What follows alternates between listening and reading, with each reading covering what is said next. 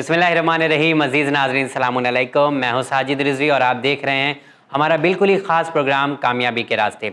जी हाँ नाज़रीन, हमारे इस प्रोग्राम में हमारा साथ दे रहे हैं एस एम रज़ा साहब, faculty maths L N Mumbai branch. चलिए सबसे पहले हम उनका इस्तकबाल करते हैं। सलामुन अलैकुम सर। अलैकुम अस्सलाम वरहमतुल्लाहि वबरकातुहू। How are you sir? और फ़ाइन, और मेरी अल्हम्दुलिल्लाह। तरफ से नाज़रीन कराम को सलामुन अलैकुम। बिल्कुल। Sir thank you so much. शुक्रिया के साथ इस प्रोग्राम का आगाज़ करना चाहूँगा। जो फ़ीडबैक हमारे आ रहे हैं अल्हम्दुलिल्लाह, इतने सारे क्वेश्चंस हैं, मुझे भी नहीं पता था कि पब्लिक के पास इतनी सारी क्वेरीज़ है, व्यूअर्स के पास, कि वो इतना सारा सब कुछ एजुकेशन के बारे में जानना चाहते हैं। I am really so happy and thank you so much कि इतना अच्छा प्रोग्राम आप हमारे नाज़रीन तक पहुँचा रहे हैं।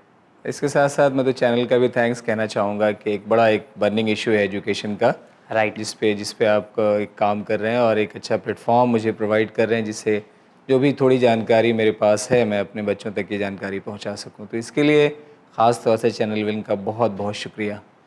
वी टू, हम लोग भी आपके शुक्रगुज़ार हैं। सर जब हम लोग एजुकेशन की बात करते हैं, अभी जैसे पढ़ाई भी स्टार्ट होने वाली है, स्कूल खुल रहे हैं, नए-नए बुक्स ले रहे हैं, सब लोग बैग ले रहे हैं। इस अगर सिस्टम को देखा जाए तो एजुकेशन में डिसिप्लिन का कितना रोल है? कितनी अहमियत रखता है डिसिप्लिन? बहुत ही अहम बात आपने रखी है सामने, और मैं ये चाह भी रहा था कि किसी न किसी एपिसोड में डिसिप्लिन इन एजुकेशन के बारे में बात की जाए। इनफैक्ट एजुकेशन में अगर आप देखेंगे किसी फील्ड में, अगर नंबर ऑफ़ सीट्स के लिए अगर मैं कहूँ, आईएएस, आईपीएस, लगातार बच्चों के बहुत सारे क्वेश्चंस आईएएस के लिए आ रहे हैं, आपने देखा होगा। राइट। मेडिकल ज़्यादातर इंजीनियरिंग है, लोग जी। मेडिकल इंजीनियरिंग है, लॉ है, इस तरह के जितने भी कोर्सेज़ हैं, तो आप देखेंगे इसमें नंबर ऑफ़ सीट्स बहुत ज़्यादा नहीं है। हुँ, लेकिन मैंने जो अपने टीचिंग लाइफ में जो मैंने एक्सपीरियंस किया है, उससे मैं बच्चों को शेयर करना चाहूँगा कि मैं ये जानता हूँ कि अगर आप डिसिप्लिन्ड हैं तो ज़िंदगी में कामयाबी ज़रूर आपको मिलेगी। Right, 100% true, right. मतलब ज़रूरी नहीं है कि हर बच्चा आईआईटी में जाए, हर बच्चा एमबीबीएस कर पाए, हर बच्चा आईएएस कर पाए, हर बच्चा पीसीएस कर पाए। लेकिन हाँ, ये बात ज़रूर है कि अगर आप डिसिप्लिन्ड हैं तो लाइफ में कामयाब ज़रूर आप होंगे। बस वक्त का एक वेटिंग पीरियड आपके लिए होगा, कामयाबी ज़रूर आपके पास आएगी। जहाँ तक डिसिप्लिन के बारे में आपने सवाल किया, तो मैं एक बड़ा इंटरेस्टिंग सा आपको एक बात आपके सामने रख रहा हूँ। श्योर, क्या? न्यूटन के बारे में आप देखें, हुँ, कितना बड़ा साइंटिस्ट दुनिया में, मैं समझता हूँ कि physics, I mean maths, her field में न्यूटन ने कंट्रीब्यूट किया। और न्यूटन के बारे में कहा जाता है कि he was a greater among greatest. Right. इतनी बड़ी हस्ती अपने आप में रही है। हुँ, तो न्यूटन के बारे में जब मैं पढ़ रहा था, तो मैंने एक दिन पढ़ा, उसमें ये न्यूटन के बारे में लिखा हुआ है कि कोई एक सिंगल नाइट ऐसी नहीं गई होगी जिस नाइट में न्यूटन घर पे हों और अपने हाथ से अपनी मदर को खाना सर्व नहीं किया हो, ओह! और खुद झूठी प्लेट भी उठाते थे। तो न्यूटन खुद झूठी प्लेट भी अपनी माँ की उठाया करते थे। तो मैं बच्चों से कहना चाहूँगा कि एजुकेशन की पहचान आपके अंदर जो डिसिप्लिन है उससे होती है। लेकिन नॉर्मली क्या होता है, हमें सिर्फ पता था कि न्यूटन्स के जो लॉज़ हैं वही हुआ है होगा उनके साथ और उन्होंने साइंस के बारे में बताया। पर एक आपने उनका कल्चर बताया, उनका बिहेवियर बताया। इट्स वेरी नाइस बहुत ही मतलब। डिसिप्लिन, मैंने बताया ना आपको कि अपनी मदर की झूठी प्लेट अपने हाथ से उठाते थे। और इसके अलावा एक आम तजुर्बे की मैं बात आपसे कह रहा हूँ। आप ये देखें कि आप कितने पढ़े लिखे हैं, हुँ, किसी को जानने के लिए अगर उसे जानना हो कि आपके अंदर क्या लियाकत है, तो वो आपके उठने, बैठने, बोलने, चालने के, प्रेजेंटेशन के तरीके से आपको जज करता है। राइट, क्योंकि उसके पास इतना मौका नहीं कि वो आके आपसे पूछे कि ये बताइए कि आपकी लियाकत क्या है, आपकी डिग्री क्या है। राइट। इसको मैं बच्चों से एक एग्जाम्पल के तौर पे इसको वाज़ह मैं बच्चों को करना चाहूँगा।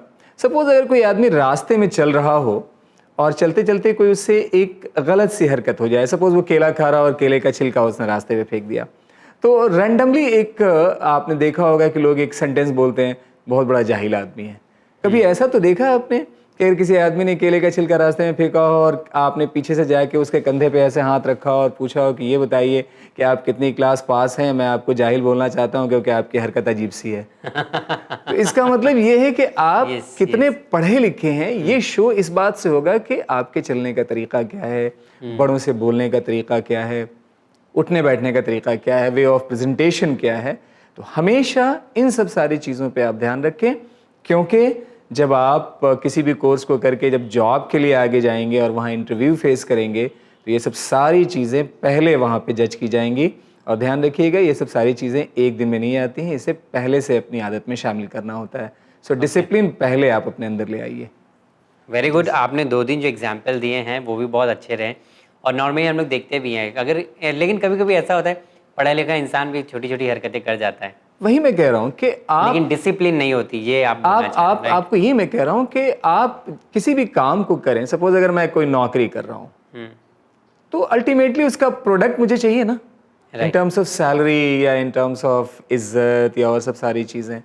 तो अल्टीमेटली अगर आप पढ़ रहे हो तो या आप एजुकेटेड हो तो उसका रिफ्लेक्शन समाज में या दूसरे लोगों के सामने किस तरह से आएगा, कैसे रिफ्लेक्ट होगा, आप कैसे डिफरेंशिएट हो पाओगे कि आप दूसरे से अलग हो। यानी आपने देखा होगा बहुत सारे लोग ऐसे भी हैं, किसी आदमी को देख के जब वो बहुत सलीकेमंद होता है तो सीधे एक बात बोलते हैं, बहुत पढ़ा लिखा आदमी लगता है, हाँ, कितने right. सलीके से बात ये कर रहा है, देखो बहुत पढ़ा लिखा महसूस होता है। तो अल्टीमेटली डिसिप्लिन का बहुत बड़ा रोल है। और यहाँ एक बात मैं शेर के तौर पे मैं कहना चाहूँगा बच्चों से, हमारे कस्बा हसनपुरा में एक साहब हैं जो हमेशा इस शेर को पढ़ते हैं मजालिसों में कि तालीम से जाहिल की जहालत न गई, नादान को उल्टा भी तो नादान रहा।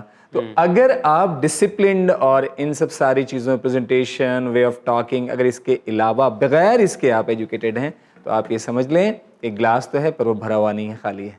राइट सर, लेकिन हम सबको ये सब भी पता भी नहीं था कि मतलब एक इंसान को जब बोला जाता है तो उसका अंदर डिसिप्लिन होना बेहद ज़रूरी है। एग्जैक्टली वही मैं कह रहा था आपसे कि डिसिप्लिन के बगैर सारी चीज़ें, अल्टीमेटली अगर आप पढ़े लिखे हैं तो कहीं ना कहीं से इसका रिफ्लेक्शन तो होना चाहिए। 24 घंटे डिसिप्लिन होना चाहिए। नॉर्मली लोग अब ड्यूटी आवर्स में जैसे- डिसिप्लिन मेंटेन करते हैं, Definitely. Otherwise they don't maintain discipline. और बच्चों से भी मैं यहाँ पे एक बात अर्ज करूँ कि आप देखिए, अगर आप डिसिप्लिन छोटी एज से अगर आप डिसिप्लिन हैं, किसी बुजुर्ग के सामने आप बहुत हम्बल हैं तो कितनी सारी दुआएं आप हासिल करते हैं बुजुर्गों की। और अगर दुआएं आपकी ज़िंदगी में हैं तो हर जगह आपके सामने कामयाबी है।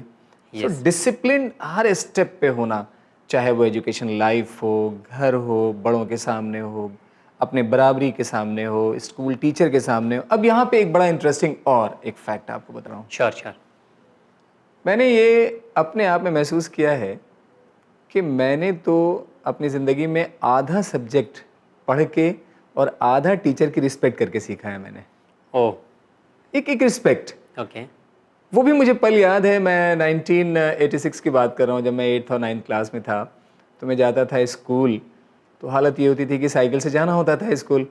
तो अब जब ये कभी पता चल जाता था कि पीछे से कोई टीचर अपने आ रहे हैं साइकिल चलाते हुए, तो हम लोगों की आदत ये होती थी कि साइकिल से उतर के खड़े हो जाते थे। अच्छा। और जब वो टीचर चले जाते थे तब उनके पीछे पीछे स्लो स्लो साइकिल चला के हम स्कूल पहुंचते थे, चाहे स्कूल पहुंचने में ताखीर ही क्यों नहीं हो जाए। ओके, तो एक मतलब डिसिप्लिन उनके का रिस्पेक्ट में आप लोग रिस्पेक्ट में एक कि सर को आगे जाने दें। जाने दें तो डर के हमेशा, नहीं। Yes, always always. तो रिस्पेक्ट आप टीचर की कीजिए और ध्यान रखिएगा, जब टीचर की रिस्पेक्ट कीजिएगा तो टीचर की बात आप ठीक से सुनेंगे, और जब बात ठीक से सुनेंगे तो सब्जेक्ट भी आपको समझ में आएगा। तो रिस्पेक्ट सबसे पहला प्राइमरी कंसर्न है। जब आप क्लास में बैठें तो टीचर के लिए रिस्पेक्ट लेके जहन में बैठें, और अगर आप रिस्पेक्ट लेके बैठेंगे तो टीचर को प्रॉपरली सुनेंगे। जब प्रॉपरली सुनेंगे तो सब्जेक्ट आपको समझ में आएगा, सब्जेक्ट समझ में आएगा तो एग्जामिनेशन किसी भी तरह का हो, आसानी से आप उसे कामयाब आप हो पाएंगे उस एग्जाम में। टीचर भी इरिटेट नहीं होगा बार बार? डेफिनेटली, कभी नहीं। टीचर तो हमेशा, टीचर के बारे में कहता हूँ, टीचर हमेशा लविंग एटीट्यूड के होते हैं। वो चाहते हैं आपको दिल से पढ़ाना बताना। बस कभी कभी जो परेशानी आती है वो इनडिसिप्लिन की वजह से आती है। तो हमेशा क्लास में टीचर क्या डिलीवर करता है ये इस बात पे डिपेंड करता है कि आप क्लास का एटमॉस्फेयर कैसा क्रिएट कर रहे हैं। जितना क्लास का एटमॉस्फेयर आप डिसिप्लिन रखेंगे, टीचर उतना ही डायनेमिज्म और इंथुजियाज्म के साथ पढ़ाएगा। तो हमेशा डिसिप्लिन का आप ध्यान रखें। चलें, थैंक यू सर, आपने डिसिप्लिन के बारे में हमें बताया और उम्मीद है कि हमारे नाजरीन भी इस चीज़ का ध्यान रखेंगे। सर, जैसे कि पिछले एपिसोड में आपने हमें ओलंपियाड्स के बारे में बताया था, अब भी कुछ ओलंपियाड्स के बारे में आप बताना चाहेंगे कि कौन से ऐसे ओलंपियाड्स हैं जो करना बेहद ज़रूरी है? मैंने लगभग 30 ओलंपियाड्स के नाम आपके सामने रखे थे और कुछ Yes. को मैंने डिटेल भी किया था। कुछ जो उसमें बचे हुए हैं उनमें से मैं जो इम्पोर्टेंट है उन्हें डिटेल कर रहा हूँ। उसमें मैं पहला डिटेल कर रहा हूँ नाम आपके सामने, HBBVS, डॉक्टर होमी भाभा बाल वैज्ञानिक स्पर्धा। ये 1981 से बॉम्बे में साइंस टीचर एसोसिएशन ने इसे शुरू किया है। मेन इसका थीम जो है वो साइंस के फील्ड में रिसर्च को इनकरेज करने का है। इसकी एलिजिबिलिटी है क्लास 6th and 9th, और ये 3 स्टेज में एग्ज़ाम होगा। पहला स्टेज रिटन टेस्ट होगा, दूसरा स्टेज प्रैक्टिकल स्किल टेस्ट होगा और फाइनल स्टेज होगा oral test, interview and submission of action research report.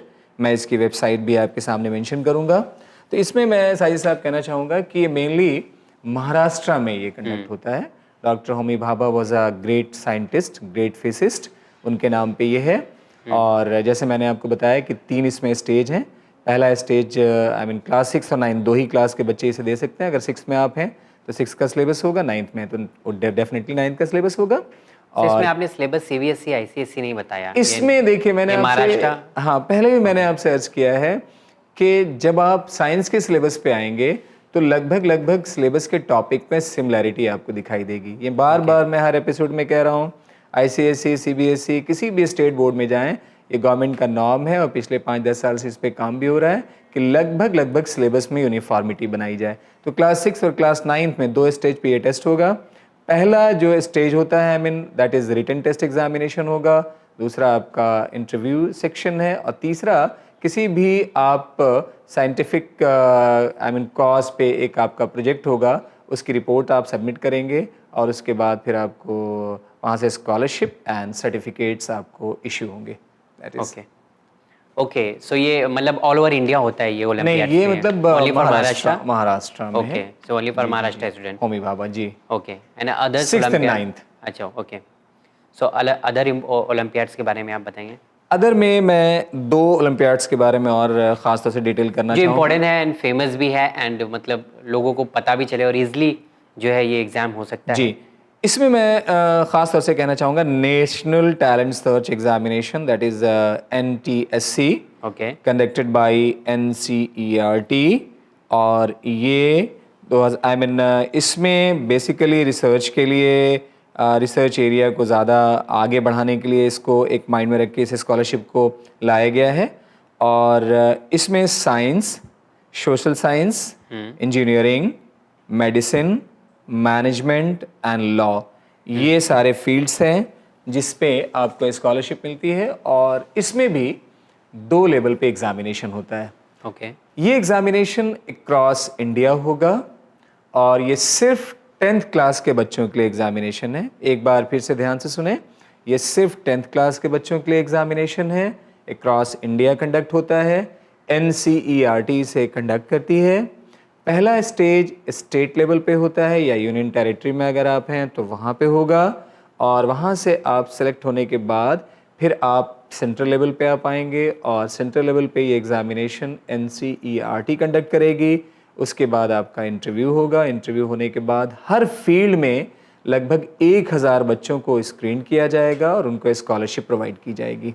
Okay, जैसे साइंस के फील्ड में 1000 बच्चे ले लिए गए, सोशल साइंस में ले लिए गए, इंजीनियरिंग के फील्ड में आगे लिए जाएंगे, उसी तरह से लॉ के फील्ड में लिए जाएंगे। तो हर फील्ड में 1000 बच्चे सेलेक्ट किए जाएंगे। जो स्कॉलरशिप की अमाउंट आएगी वो आई मीन 11th-12th के लिए 1250 के आसपास आएगी। उसके बाद जब आप जाएंगे ग्रेजुएशन लेवल पे तो दैट इज़ 2000, उसके बाद और भी इंक्रीज़ करेगी। और ध्यान रखें कि अगर आप प्रोफेशनल कोर्स में जाते हैं तो ये स्कॉलरशिप आपको पोस्ट ग्रेजुएशन लेवल तक मिलेगी और अगर आप रिसर्च सेक्शन में जाते हैं तो ये स्कॉलरशिप आपको अप टू PhD तक मिलेगी। ओके, अल्हम्दुलिल्लाह। मतलब अगर एक बार आप ओलंपियाड अपीयर करते हैं, लेकिन ओलंपियाड में जब एग्ज़ाम होता है जो उसके लिए एक्स्ट्रा एनी फीस उसके लिए होती है कुछ? जितने भी गवर्नमेंट ऑफ इंडिया के एंट्रेंस हैं ये ओलंपियाड के जब आप देखेंगे, मैं NCERT की साइट आपको अभी मैं मेंशन करूंगा, आप स्क्रीन पे एक बार नोट भी। मैं बच्चों से यहाँ खास तौर से एक रिक्वेस्ट करना चाहूँगा कि आप जब भी ये प्रोग्राम देखें कॉपी और कलम साथ रखें और जो भी इम्पॉर्टेंट बात आपको लगे, जो इम्पॉर्टेंट डेट्स लगें, जो इम्पॉर्टेंट साइट्स लगें, आप उसे नोट करें।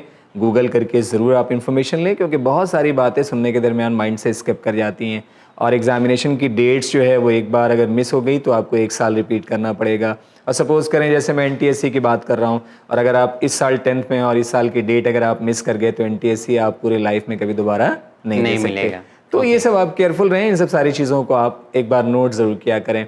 तो इसमें मैं कह रहा था कि मैं साइट अभी आपको शो करता हूँ, स्क्रीन पे आप देखें और NTSC की साइट पे आप जाके देखें, फॉर्म डाउनलोड वहाँ से करें, ऑनलाइन आप इसे अप्लाई कर सकते हैं और 10th क्लास आपकी एलिजिबिलिटी होनी चाहिए। किसी भी बोर्ड से आप हों, स्टेट बोर्ड से हों या आप CBSE से हो, ICSE, किसी भी बोर्ड से आप हो, 10th क्लास में आप होने चाहिए और आप अपीयर करें और इस टेस्ट को ज़रूर दें। और पिछली बार मैंने ओलंपियाड के बारे में जो मैंने आपसे कहा था, मैं एक बार फिर यहाँ बताना चाहता हूँ कि ओलंपियाड की ज़रूरत क्यों है। एक फिर से एक क्वेश्चन राइज होता है। जैसे कुछ लोग आज अगर देख रहे होंगे तो उनके जहन में आ रहा होगा कि ओलंपियाड है क्या, हाँ, उसकी ज़रूरत क्या है। अच्छा मान लिया कि जैसे मान लिया मेरा बच्चा है, अगर वो किसी स्कूल में है, अपनी क्लास में अपने सेक्शन में अच्छा कर रहा है, तो मेरी ख्वाहिश क्या होती है कि मैं ये देखूं कि इस सेक्शन में तो अच्छा कर रहा है, क्लास 4 में जैसे मेरी बेटी क्लास 4 में अच्छा कर रही है सेक्शन ए में, तो मैं ये देखना चाहता हूँ कि BCD जो सेक्शंस है उनके बच्चों के रिस्पेक्ट में भी वो क्या कर रही है, राइट। तो पहली ये ख्वाहिश हमारी होती है कि मैं जज करूँ अपने बच्चे को कि पूरे स्कूल में कैसा कर रही है। अब मान लिया मुझे स्कूल लेवल पे पता चला कि मेरी बच्ची अच्छी स्टैंड कर रही है, तो इमीडिएट माइंड में आता है कि क्यों नहीं डिस्ट्रिक्ट लेवल पे देखा जाए, क्यों नहीं स्टेट लेवल पे देखा जाए, क्यों नहीं कंट्री लेवल पे देखा जाए, और भी आगे बढ़ के देखें तो क्यों नहीं इसको इंटरनेशनली देखा जाए। तो इन सारे लेवल्स पे आपका बच्चा कैसा है इसको चेक करने का रास्ता ओलंपियाड से बहुत इजी रास्ता है, बहुत इजी रास्ता है। स्कूल से आप स्कूल में आप जाएं, स्कूल के डेस्क से पता करें, मैक्सिमम ओलंपियाड की जानकारी आपको स्कूल में मिलेगी। और ओलंपियाड क्लास 1 से शुरू होते हैं, एक बार फिर मैं रिपीट कर रहा हूँ, क्लास 1 से शुरू होते हैं, 12वीं तक के हर क्लास में आप अपीयर हो सकते हैं उसी क्लास के सिलेबस के अकॉर्डिंग। इसका फ़ायदा ये होगा कि आपका बच्चा आज के डेट में अक्रॉस इंडिया सारे बच्चों के साथ टेस्ट में बैठने की उसके अंदर आदत आएगी। आपको ये समझ में आएगा कि दीगर बच्चों के रिस्पेक्ट में आपका बच्चा कहाँ है। आपका बच्चा अगर महाराष्ट्र स्टेट का है तो बिहार के स्टेट के बच्चों के साथ कैसे वो कम्पीट कर पा रहा है, ऑल ओवर इंडिया कैसे कम्पीट कर पा रहा है। इससे क्या होगा कि कल को जब आप IAS के लिए, इंजीनियरिंग के लिए, मेडिकल के लिए, लॉ के लिए जो नेशनल लेवल पे टेस्ट हैं, जब आप उसके लिए अपेयर कराएंगे बच्चों को, तो वहाँ पे बच्चे के पास एक अच्छा अवेयर प्लेटफॉर्म पहले से डेवलप होगा और वो उस कंपटीशन को बहुत आसानी से क्रैक करेगा। यानी उसके अंदर फियर नहीं रहेगा कि ऑल ओवर इंडिया से लोग बैठे हुए हैं, बिकॉज ऑलरेडी वो बचपन से ही ओलंपियाड देते हुए आ रहा है। सो सर्टिफिकेट भी दे प्रोवाइड, सर्टिफिकेट्स भी मिलती है, स्कॉलरशिप भी मिलती है। ओके, अब मैं इसके बाद जो ओलंपियाड जिक्र करने जा रहा हूँ दैट इज KVPY, किशोर वैज्ञानिक प्रोत्साहन योजना, conducted by ministry of science, government of India. Okay, ये एग्ज़ाम 3 स्टेज पे है, 3 तरह के बच्चे इसे एग्ज़ाम फेस कर सकते हैं। पहला वो बच्चा जो 10th क्लास पास करके 11th में अपीयरिंग है, जो 11th पढ़ रहा हो। ओके, एक तो उस लेवल पे आप दे सकते हैं। दूसरा लेवल जो होगा वो उन बच्चों के लिए होगा जो क्लास 12th में है। ओके, और तीसरा एग्ज़ाम होता है KVPY का, दैट इज़ जब आप ग्रेजुएशन साइंस के फर्स्ट ईयर में हो। Only for science, okay, first year में हो। इस एग्जामिनेशन को कंडक्ट करने के पीछे गवर्नमेंट ऑफ इंडिया का मेन मोटिव ये है कि रिसर्च के फील्ड में बच्चों को मोटिवेट किया जाए। इससे पहला फ़ायदा ये होगा कि एक इंस्टीट्यूट के बारे में मैं यहाँ नाजरीन को बताना चाहूँगा, that is Indian institute of sciences. Okay, अगर साइंस की फील्ड में आपको रिसर्च करना है तो इससे बड़ा कोई सेंटर इंडिया में नहीं है। I mean Indian institute of sciences, इससे बड़ा कोई, इसके अलावा 6 और भी गवर्नमेंट ने इंस्टीट्यूट डाले हैं रिसर्च फील्ड के लिए, लेकिन इंडियन इंस्टीट्यूट ऑफ साइंसेस पहले से इस्टेब्लिश है और मैक्सिमम बच्चों की ये ख्वाहिश होती है कि अगर मुझे रिसर्च करना है तो we go to Indian institute of sciences. तो इंडियन इंस्टीट्यूट ऑफ साइंसेस में जाने के 2 तरीके हैं। पहला तरीका तो ये है कि आप JEE मेंस का एग्जामिनेशन दें। ओके, उसकी मिनिमम कट ऑफ क्लियर करने के बाद आप IIT JEE एडवांस का एग्जामिनेशन दें और उस एग्जामिनेशन को क्लियर करने के बाद तब आप इंडियन इंस्टीट्यूट ऑफ साइंसेज में आप जा सकते हैं। एक तो ये है। और दूसरा जो सबसे आसान रास्ता मैं बच्चों के लिए कहना चाह रहा हूँ कि आप 11th क्लास में KVPY दें या 12th क्लास में KVPY दें और आप इसे क्वालिफाई करें, आपको direct Indian institute of sciences में एडमिशन मिलेगा। अच्छा, तो आपको JEE क्लियर नहीं देना होगा। अगर आप KVPY क्वालिफाई कर लेते हैं तो आपकी सीट पहले से बुक होगी, आपको डायरेक्ट एडमिशन मिलेगा बिहाफ ऑफ योर स्कॉलरशिप या योर सिलेक्शन इन KVPY। अच्छा, सो ये मतलब एक अच्छा रास्ता आपने और बताया है, बिकॉज़ बहुत ही बेहतरीन। वी वाज नॉट अवेयर कि इस तरीके का भी रास्ता है, बिकॉज़ नॉर्मली लगता है JEE का एग्जाम करने के बाद ही IIM में जा सकते हैं इंसान, मतलब उसमें ये JEE नहीं, JEE के बाद फिर आपको IIT भी देना है, IT भी देना है, राइट? दो फेज हो गया ना वहाँ पे एग्जामिनेशन का, और यहाँ एक सिंगल है KVPY। और वो भी अच्छा JEE मेंस कब आप देंगे? 12th के बाद। यहाँ पे क्या है, आप 11th में आप अपीयर हो सकते हैं KVPY में। अगर नहीं होता है तो थोड़ा सा आप तैयारी करके 12th में अगेन आप अपीयर हो सकते हैं। और उसके बाद इसका दूसरा फायदा क्या है कि आपको स्कॉलरशिप मिलती है। ये स्कॉलरशिप 5,000 पर मंथ के आसपास होती है। यानी अगर आप इसको क्वालिफाई करते हैं तो आपको 5,000 की स्कॉलरशिप भी है। अगर आप रिसर्च सेक्शन में हैं तो ये जब तक आपका रिसर्च चलता रहेगा वहाँ पे इंडियन इंस्टीट्यूट ऑफ साइंसेज में, तब तक आपको ये स्कॉलरशिप मिलती रहेगी। वो जो आपने कहा कि 13 में साइंस के लिए अपेयर कर सकते हैं, वो इसका फ़ायदा हो सकता है IIS। मतलब इसमें मैं ये कह रहा था कि जो भी बच्चा अभी, जैसे मान लिया मैं अभी क्लास 11th में हूँ, अभी मैं दे सकता हूँ। अगर मैं 11th में हूँ तो यहाँ पे एडमिशन जो इंडियन इंस्टीट्यूट ऑफ साइंसेज में मिलेगा वो 12th पास करने के बाद मिलेगा आपको। और जैसे 12th पास करने के बाद आप वहाँ एडमिशन लेते हैं, वहीं से आपको स्कॉलरशिप मिलनी शुरू हो जाएगी। जी। और ये स्कॉलरशिप 5,000 पर मंथ मिलेगी आपको। सर थोड़ा सा मैं कंफ्यूज हूँ, IIT और IISc इन दोनों फील्ड में जाने का तरीका क्या है? बिकॉज थोड़ा सा कंफ्यूज हूँ। क्या JEE देने के बाद और ये जो आपने ओलंपियाड बताया है, इसमें जाने देने के बाद क्या IIT ज्वाइन कर सकते हैं? IIT में जाने का एक ही रास्ता है। पहले तो आप JEE मेंस दें, उसकी कट ऑफ क्लियर करें, उसके बाद IIT JEE का एडवांस एग्जामिनेशन होगा, उस एग्जामिनेशन को आप क्वालिफाई करें, तब किसी IIT में आप एडमिशन के लिए एलिजिबल हैं। पहला तो ये IIT में जाने का और कोई दूसरा रास्ता आपके पास नहीं है। वो JEE के जरिए JEE और उसके बाद IIT एडवांस, दो फेज होते हैं। JEE मेंस का एग्जामिनेशन अप्रैल के फर्स्ट वीक में जनरली होता है, और IIT JEE एडवांस का एग्जामिनेशन मई के लास्ट 10 डेज में कोई एक डे होता है। जैसे इस बार का IIT JEE एडवांस का एग्जामिनेशन 21 मई में हुआ और 2 April was the date of JEE mains. तो IIT में जाने का एक JEE मेंस में आपको स्कोर करना है, एक मिनिमम कट ऑफ इसकी होगी, उसको क्लियर करना है। उसके बाद IIT JEE एडवांस में आपको अपीयर होना है, और वहाँ से क्वालिफाई करने के बाद फिर आप IIT में जाएंगे। और इंडियन इंस्टीट्यूट ऑफ साइंसेज में जाने के दो रास्ते हैं। पहला, JEE मेंस और IIT एडवांस को क्वालिफाई करने के बाद उस स्कोर के बिहाफ पे आप इंडियन इंस्टीट्यूट ऑफ साइंसेज में जा सकते हैं। एक तो रास्ता ये हो जा रहा है। और एक ये है कि आप वाया KVPY जा सकते हैं।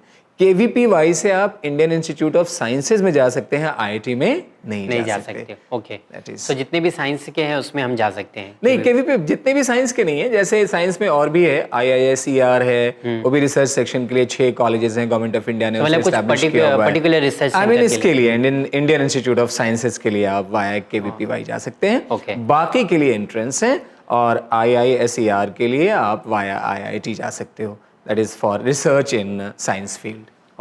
तो उसमें KVPY में जो स्कॉलरशिप मैं नाज़रीन को बता रहा था कि इसमें 5,000 की पर मंथ की स्कॉलरशिप आपको मिलेगी, और तब तक मिलेगी जब तक आप रिसर्च करते हैं। और इसके बाद आपकी जो रिपोर्ट सबमिशन होगी उसमें आपके प्रोग्रेस को देखते हुए एडिशनली हर साल आपको 20,000 की स्कॉलरशिप गवर्नमेंट ऑफ इंडिया और भी प्रोवाइड करेगी। तो अगर आपके माइंड में रिसर्च है तो मैं कहूँगा कि आप KVPY को प्रॉपरली लें। KVPY के नोटिफिकेशन के लिए मैं अभी आपको वेबसाइट अभी स्क्रीन पे मैं यहाँ पे दिखाऊंगा, आप उसे नोट करें, उस साइट पे जाएं, आप सर्च करें, एग्जामिनेशन के फॉर्म ऑनलाइन सबमिट करें। सब्जेक्ट ध्यान रखेंगे, जब आप 11th क्लास में जब आप अपीयर होंगे तो क्लास 10 तक की सारी चीज़ें, और ये अगर सितंबर अक्टूबर में होगा तो लगभग 11th का भी हाफ सिलेबस होगा। आप NCERT या ICSE के सिलेबस को बेस बनाते हुए आप इसकी तैयारी करें और इस एग्जामिनेशन को प्रॉपर लें। ये आपके लिए बहुत ही बेहतरीन और एक ब्राइट फ्यूचर क्रिएट कर सकता है। Thank you sir. बिकॉज हमारे पास टाइम भी नहीं है अभी, और हमें व्यूवर्स के क्वेश्चंस भी लेना है, तो मैं चाहूँगा क्वेश्चंस लें उससे पहले आप वेबसाइट बता दें। मैं होमी भाभा के लिए वेबसाइट बता रहा हूँ, www.msta.in www.msta.in।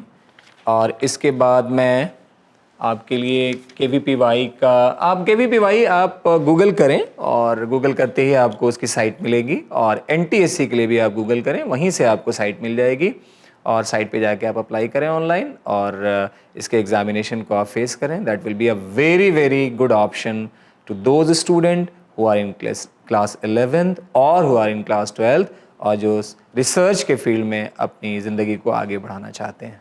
Okay, thank you sir. I hope कि आप लोग जो सर ने बताया है उसे गूगल करेंगे और उसके एग्ज़ाम भी आप ज़रूर देंगे। सर, जो व्यूवर्स के क्वेश्चंस हैं वो क्वेश्चन मैं चाहूँगा कि अब ले लिया जाए, बिकॉज़ वक्त नहीं है हमारे पास। पहला सवाल है, अस्सलाम वालेकुम। वालेकुम सलाम। Sir, my name is Murtaza Rangwala, having a doubt to choose a subject in college. I want to be a pilot और software engineer. I need a guidance for the same.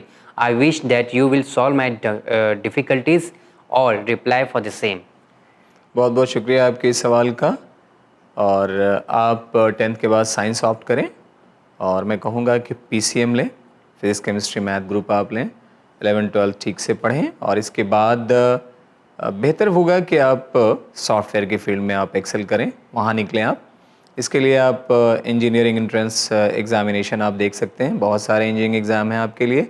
उसमें JEE मेंस आपके पास है, IIT है आपके लिए BITSAT है, उसके बाद SRM आपके लिए है, आपके लिए SRM और जैसे मैंने मणिपाल के बारे में भी पहले ज़िक्र किया हुआ है, आप मणिपाल देख सकते हैं। और किसी भी स्टेट में अगर आप रहते होंगे तो उस स्टेट का भी अपना एंट्रेंस एग्ज़ामिनेशन होता है इंजीनियरिंग के लिए, आप वहाँ के लिए भी आप ट्राई करें। तो आप सॉफ्टवेयर की तरफ प्रोसीड करें और वहाँ से अपने कैरियर को आगे बढ़ाने की कोशिश करें। Thank you sir. दूसरा सवाल है, ईमेल के ज़रिए आया है नदीम खान का, जो कहते हैं, अस्सलाम वालेकुम। वालेकुम सलाम। मैं औरंगाबाद महाराष्ट्र से हूँ। मेरा छोटा भाई वजाहत खान अभी 10th पास आउट हुआ है। उसे मैथमेटिक्स और फिज़िक्स में काफ़ी दिलचस्पी है और एस्ट्रोनॉमर बनने का ख्वाब रखता है, लेकिन कोई ठीक गाइडलाइन नहीं मिल पा रही है।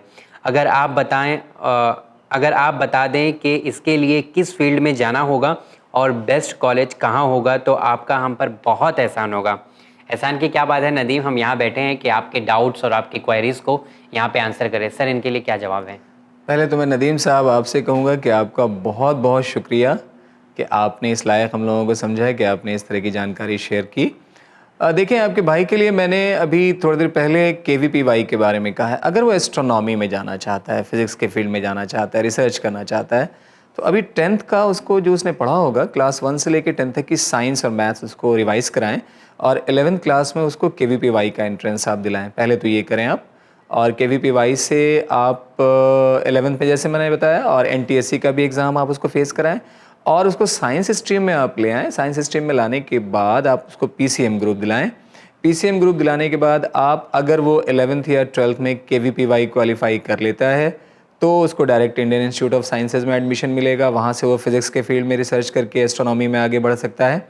और अगर वहाँ से वो कामयाब नहीं होता है तो आप उसको 10+2 के बाद JEE मेंस और उसके बाद IIT एडवांस क्वालिफाई करने के बाद वहाँ अप्लाइड फ़िज़िक्स IIT में इंटीग्रेटेड अप्लाइड फ़िज़िक्स से MSc कराएं और वहाँ से रिसर्च करने की कोशिश कराएं उस बच्चे के लिए।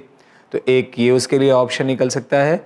और नहीं तो किसी भी सिंपल कॉलेज से आप BSc फ़िज़िक्स करें, उसके बाद MSc में आप एस्ट्रोनॉमी, उसके बाद MSc फ़िज़िक्स करके एस्ट्रोनॉमी में आप रिसर्च करा सकते हैं।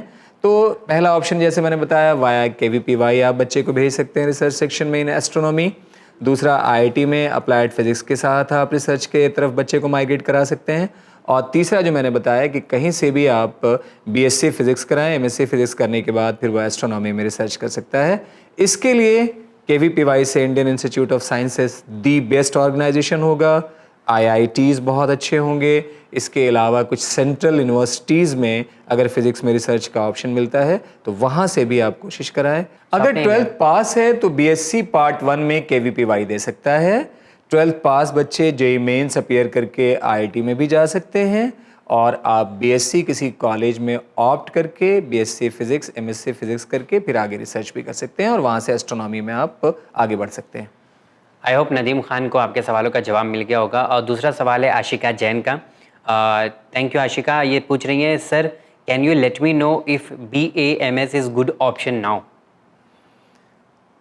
आपने जो मेडिकल फील्ड के बारे में BAMS के बारे में आपने पूछा है, तो मैंने पहले भी प्रोग्राम में ज़िक्र किया है कि जो मेडिकल से कनेक्टेड कोर्स हैं MBBS, BUMS, BAMS, BHMS, इसमें दाखिले के लिए एक सिंगल टेस्ट आज की डेट में है, दैट इज़ NEET UG। तो आप नीट की तैयारी करें और नीट की तैयारी करने के बाद आप एंट्रेंस फेस करें। और आप BMS की बात कर रही हैं तो BMS में बहुत सारे स्कोप हैं और WHO से फंडिंग में गवर्नमेंट के साथ एसोसिएशन करके आयुर्वेद को बढ़ाने की बहुत सारी गवर्नमेंट की स्कीम सामने आ रही हैं और आने वाले टाइम में आयुर्वेद को जिस तरह से बढ़ावा मिल रहा है, मैं समझता हूँ कि BMS फील्ड में बहुत सारी जॉब अपॉर्चुनिटी क्रिएट होगी। सो आप इस कोर्स को मन लगा के कीजिए, करियर ऑप्शन बहुत सारे इसमें हैं। ओके सर, बढ़ते हैं अगले सवाल की तरफ। आदिल खत्री का सवाल है, my name is Adil and I have pass 12th class PCM with 64%, so please suggest me for career. PCM में करियर बहुत सारे हैं। एक तो आप इंजीनियरिंग पहला है आपके पास, आप BCA की तरफ देखें। अगर नहीं हो तो अगर फिजिक्स केमिस्ट्री मैथ में कोई भी सब्जेक्ट आपको अच्छा लगता है तो आप उस तरफ ग्रेजुएशन करें, वहाँ से B.Ed या और भी रिसर्च सेक्शन में आप आगे बढ़ें। इसके अलावा आप पायलट की तरफ निकल सकते हैं। इसके अलावा NDA आपके लिए ऑप्शन है। आप अगर मैथ्स आपके साथ है तो ग्रेजुएशन के बाद किसी भी एंट्रेंस में जाएंगे तो आपके लिए बहुत ही इंपॉर्टेंट टूल होगा। आप मेंटल एबिलिटी बहुत अच्छा कर सकते हैं। तो फील्ड बहुत सारी है, लेकिन सबसे पहली फील्ड जो निकल के आपके सामने आ रही है दैट इज़ इंजीनियरिंग। मैं कहूँगा कि 1 साल आप तैयारी करें और इंजीनियरिंग फेस करें। सर बढ़ते हैं अगले सवाल की तरफ। अगला सवाल है, I am Mahrun Nisa from Jammu and Kashmir, Jammu Kashmir से हैं। I recently pass my 12th standard with 85% marks. I want to pursue my higher study in mass communication. Could you please suggest me some good college or university in India which provide bachelor's degree in mass communication? 85% score, बहुत बहुत congratulation आपको। आपने बहुत अच्छी study की होगी 11th-12th में और बहुत ही अच्छा मार्क्स आपका है। अल्हम्दुलिल्लाह, सुन के बहुत अच्छा और बहुत खुशी हो रही है। जहाँ तक मास कॉम के बारे में आपने कहा, मास कॉम बहुत ही एक इमर्जिंग फील्ड है। इसके लिए जो कॉलेजेस के बारे में आपने पूछा, तो कुछ कॉलेजेस मैं आपके सामने उनके नाम बता रहा हूँ। पहला तो लेडी श्री राम कॉलेज है दिल्ली यूनिवर्सिटी से, आप वहाँ देखें। BA जर्नलिज़म आप वहाँ से कर सकती हैं। इंद्रप्रस्था यूनिवर्सिटी में भी BA जर्नलिज़म का कोर्स है, जामिया मिल्लिया इस्लामिया से आप परसू कर सकती हैं। इसके अलावा सिम्बियोसिस पुणे आप देख सकती हैं। इसके अलावा आप बेंगलोर में एक यूनिवर्सिटी है, आप वहाँ से देख सकती हैं। मणिपाल में भी आप देख सकते हो। इसके अलावा अमिटी यूनिवर्सिटी जो है ये भी BA जर्नलिज़म का कोर्स कराती है, तो इनमें आप ट्राई करें। लेकिन मैं चाहूँगा कि पहले आप गवर्नमेंट कॉलेज आप ट्राई करें और उसमें lady Shri Ram college Delhi university, उसके फॉर्म सब आ गए होंगे ऑनलाइन, आप उसमें अप्लाई करें। और इंद्रप्रस्थ यूनिवर्सिटी के किसी कॉलेज से भी आप इसको ट्राई करने की कोशिश करें, क्योंकि दिल्ली JNK से नज़दीक है, तो आपके लिए बेहतर होगा कि दिल्ली में आप आइदर श्री राम कॉलेज या इंद्रप्रस्था यूनिवर्सिटी देखें। Okay, thank you sir. Jamia Millia भी आपके लिए ऑप्शन है, no doubt at all. Okay sir, बढ़ते हैं अगले सवाल की तरफ। अस्सलाम वालेकुम। वालेकुम सलाम। सर मेरा नाम सोहराब है, मैं सिक्किम से हूँ। अल्हम्दुलिल्लाह, सिक्किम से पहली बार कोई सवाल आया है। मैं सिक्किम से हूँ। मेरा क्वेश्चन ये है कि मैं अभी 10वीं का एग्ज़ाम दिया हूँ, मुझे साइंस लेना है और मुझे NDA डिक्लेयर करना है। So how can I do but my maths is week. NDA के बारे में सर ऐसा लगता है कि हमको एक पूरा टॉपिक इसके ऊपर रखना पड़ेगा, एक सब्जेक्ट बना के एक पूरा एपिसोड NDA के बारे में करना चाहिए। सोहराब, आपने मुझे सिक्किम से उन्होंने सवाल किया। सिक्किम से आपने सवाल किया और देखिए इस चैनल के प्लेटफॉर्म से हम हिंदुस्तान के हर कोने कोने में हम पहुंच रहे हैं और हर हिंदुस्तानी की हम खिदमत कर पा रहे हैं। इसका मैं चैनल को अपनी तरफ से तहे दिल से मैं शुक्रिया अदा करना चाह रहा हूं कि मैं इस चैनल से दरअसल हिंदुस्तान की खिदमत कर पा रहा हूं। इसके लिए विन चैनल का बहुत बहुत शुक्रिया। जहाँ तक साजिद साहब ने कहा NDA के बारे में, तो डेफिनेटली हम लोग NDA, CDS और इसके अलावा आर्म फोर्सेस में जाने के लिए और भी क्या क्या रास्ते हो सकते हैं, इस पे कोशिश करेंगे कि आने वाले प्रोग्राम्स में एक डिटेल डिस्कशन हो। तो हम लोग NDA पे ज़रूर डिस्कशन करने वाले हैं। ध्यान रखेंगे कि NDA का एग्ज़ाम साल में 2 बार होता है और जो सितंबर में एग्जामिनेशन होगा उसका नोटिफिकेशन अभी जून में आने वाला है। लेकिन नेक्स्ट एपिसोड में हम लोग डेफिनेटली NDA के बारे में डिटेल सर अभी जून में जब आने वाला है तो मैं सोच रहा हूँ अगला एपिसोड हम लोग इसके ऊपर ही डेफिनेटली हम लोग बारे में NDA के लिए और CDS के लिए नेक्स्ट एपिसोड में डेफिनेटली इसी पे हम लोग बात करेंगे। तो सोहराब, मैं चाहूँगा कि अगला एपिसोड आप कलम और कॉपी के साथ बैठ के देखें। सो आई होप नाज़रीन, अगर आपके पास कोई भी सवालात हैं तो आप ईमेल भी कर सकते हैं और हमें व्हाट्सअप भी कर सकते हैं, जो आपके सामने स्क्रीन पर है। सर बढ़ते अगले सवाल की तरफ। अगला सवाल है, अस्सलाम वालेकुम। वालेकुम सलाम। I wanted to know that I want to take admission in BTech civil branch, so I wanted to know that is there any specific foundations that studying in IIT or relevant college. If I am doing a BTech with any relevant PVT college is not good. Sir, kindly tell me. Allahabad UP से इनका सवाल है.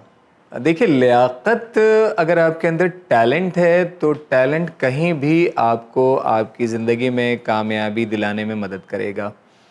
मैं आपको 2 example आपके सामने रख रहा हूँ। आप देखिए, माइक्रोसॉफ्ट का chairman CEO, chief executive officer after Bill Gates, जिस आदमी को बनाया गया है, ही इज़ सत्या नाडेला, और उस बंदे का इंजीनियरिंग बैकग्राउंड एक प्राइवेट इंजीनियरिंग कॉलेज से है, दैट इज़ मणिपाल। अगर आप नोकिया का आप देखेंगे चेयरमैन, उसका भी बैकग्राउंड एक प्राइवेट इंजीनियरिंग कॉलेज से है, दैट इज़ मणिपाल। तो प्राइवेट इंजीनियरिंग कॉलेज से अगर आप हैं, कोई दिक्कत नहीं है। मैंने अपने लाइफ में बहुत सारे अपने स्टूडेंट को हमने देखा है जो नोएडा या गाज़ियाबाद के प्राइवेट इंजीनियरिंग कॉलेज से बीटेक करते हैं, और वहाँ से करने के बाद आप US देखा मैंने कि बच्चे निकलते हैं और जाने के बाद वहाँ रिसर्च करते हैं और बड़ी बड़ी यूनिवर्सिटीज़ में, बड़ी बड़ी कंपनीज़ में वहाँ उनको जॉब मिलती है। तो अगर आपके अंदर लियाकत है तो कॉलेज कोई यहाँ पर एक आपके सामने बाउंडेशन या हर्डल क्रिएट नहीं करेगा। आप अपने टैलेंट को एक्सप्लोर कहीं भी कर सकते हैं। तो मैं कहूँगा कि सब्जेक्ट को ठीक से पढ़िए, कॉलेज आपके लिए कोई बाउंड्री नहीं है। Thank you sir. बढ़ते हैं अगले सवाल की तरफ। अस्सलाम वालेकुम। वालेकुम सलाम। मेरा नाम चांद बीबी है सर। मैंने 2016 में 12वीं के एग्ज़ाम दिए थे, बट सर मेरा परसेंटेज 58% ही रहा, जिसकी वजह से सर ये बहुत नर्वस हो गई हैं और आर्ट साइड से शायद ये 12th किया है इन्होंने। इन्हें समझ में नहीं आ रहा है कि आगे वो पढ़ाई करें कि नहीं करें या क्या करें। एकदम पढ़ाई कीजिए, क्योंकि कहीं जब आप किसी भी सेंट्रल गवर्नमेंट की जब जॉब के लिए आप अप्लाई करेंगे तो उसमें जो मिनिमम एलिजिबिलिटी क्राइटेरिया होती है, कहीं 50% होती है, कहीं 55% होती है। तो इसका मतलब वो भी ये मानते हैं कि अगर 50% आपके पास है तो आप इस पोस्ट पे या इस पोस्ट के लिए हकदार हैं। तो आप अपने मार्क्स के बिहाफ पे अपनी लियाकत को जज मत करें। मैं यहाँ पे एक बड़ा प्रैक्टिकल एक एग्जांपल मैं देना चाहता हूँ। कभी कभी मार्क्स से हम बच्चे के टैलेंट को अटैच करना चाहते हैं। बड़ा इंटरेस्टिंग एक आपके सामने मैं हिस्ट्री रख रहा हूँ आइंस्टाइन के बारे में, कि आइंस्टाइन SST में फेल हो जाते थे। तो अगर SST के मार्क्स के बिहाफ पे कोई आइंस्टाइन के बारे में रिमार्क्स देता तो क्या देता? सबसे बड़ा फेल्योर। लेकिन आप देखेंगे कि मॉडर्न एरा का सबसे बड़ा साइंटिस्ट गुजरा है Einstein.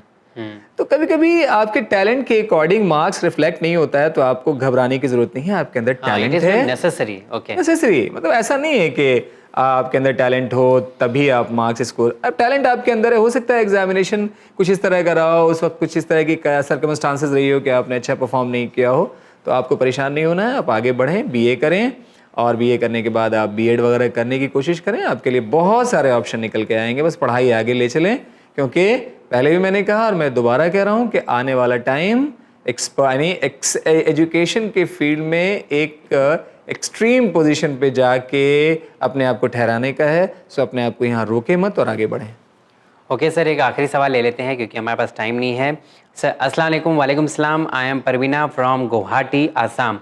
I have done 10th plus 12th, 10 plus 2 in science, PCB. I want to do a BUMS. Guide me some to how to do this. BUMS के लिए पहला टेस्ट मैं बताऊंगा आपके लिए नीट है। नीट का एग्ज़ाम आप फेस करें। इसके अलावा BUMS के लिए अलग से अलीगढ़ मुस्लिम यूनिवर्सिटी टेस्ट कंडक्ट करती है, और भी जगहों पे BUMS के लिए टेस्ट होता है। ये अच्छा एक कोर्स है यूनानी से, आप इसे ट्राई करें। मेरे ख़्याल से नीट की आप तैयारी करें। अगर आप नीट की तैयारी करते हैं तो अगर आप अलीगढ़ का टेस्ट देंगी तो उसी तैयारी से आप इस टेस्ट को भी क्वालिफाई करती हैं। तो आपके लिए जैसे मैंने बताया कि पहला होगा एक नीट होगा और दूसरा होगा AMU का एंट्रेंस। और भी सारे एंट्रेंस हैं, एक बार आप गूगल करें और इंशाल्लाह हम इसके अलावा भी दूसरे प्रोग्राम्स में आपके बारे में और भी कोर्सेज़ क्या निकल के आ सकते हैं उसकी जानकारी हम ज़रूर रखेंगे। Thank you sir. लेकिन आई एम सो सॉरी नाजरीन, बिकॉज आपके काफ़ी ज़्यादा सवाल थे लेकिन हमारे पास टाइम नहीं था। लेकिन मैं आपसे वादा करता हूँ कि आने वाले एपिसोड में हम आपसे जितने भी आपने सवालात भेजे हैं वो जल्द से जल्द आने वाले एपिसोड में सिर्फ और सिर्फ सवालात हम पूछेंगे ज़्यादातर करके, ताकि जो आपने सवालात भेजे उसके जवाब आपको मिल सकें। आप परेशान ना हो बिल्कुल भी, आपके सवाल हमारे पास महफूज हैं, हम वो जल्द से जल्द सर से पूछेंगे। सर जैसा कि अगला एपिसोड आपने बताया है कि NDA के बारे में होगा और उसके बारे में हम लोगों को बताना चाहेंगे और उसके बारे में जितने भी सवाल हैं वो आपसे कर सकते हैं जी।